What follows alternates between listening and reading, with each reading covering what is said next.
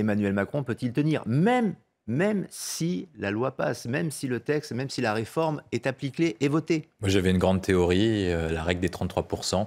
Si Emmanuel Macron n'inverse pas la tendance, le quinquennat est terminé. Il est terminé, il est fini politiquement. La règle des 33% est très simple. C'est-à-dire qu'en fait, vous ne pouvez pas gouverner une population, à moins d'être dans une dictature, quand vous n'avez pas à minima 33% de capital politique. Pourquoi 33%? C'est spécifique. On est actuellement 3 sur le plateau. Si vous avez moins de 33, ça veut dire que chacune des personnes qui vous soutiennent se retrouve face à 2 personnes en face. Et donc, évitablement, vous vous enlisez et vous entrez dans ce que j'appelle la spirale de la loue. C'est ce qui avait notamment conduit à la défaite et à l'échec de François Hollande dans son quinquennat, qui était passé durablement sous les 20% très rapidement.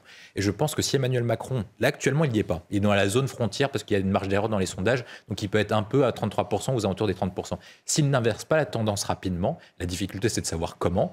Eh ben, il arrivera dans un moment où, en fait, tous ces ministres vont être démonétisés. C'est-à-dire que quand Borne va s'adresser à la télé, on s'en foutra de ce qu'il dira Borne. Pareil pour Dupond-Moretti, pareil pour Le Maire, pareil pour Darmanin. Et en fait, vous allez avoir toute la vague qui va s'entraîner dans la spirale de la loose. Et vous aurez même les députés de la majorité qui vont commencer à avoir peur en vue de leur réélection, qui vont commencer à lâcher le gouvernement. C'est ce qui s'était passé sous le quinquennat Hollande avec des frondeurs au sein de la propre majorité. Vous aurez Bayrou qui va commencer à jouer sa carte personnelle parce que c'est l'expert en trahison. Et vous aurez Édouard Philippe qui dira Macron, il m'a nommé, mais je le connais plus. De toute façon, il passe son temps maintenant à m'insulter, à dire que du mal de moi, donc je vais lâcher. Et vous arrivez à une Macronie qui va Mais quand vous dites terminé, William T. C'est-à-dire qu'en fait, terminé, ça veut dire quoi? C'est-à-dire qu'en fait, il démissionne, non, ça veut dire on le démet de ses fonctions. Ça veut dire que ça va être vraisemblablement, il lâchera pas ses fonctions au vu de sa personnalité. Voilà, donc terminé. Donc ça va être 3 fainéants.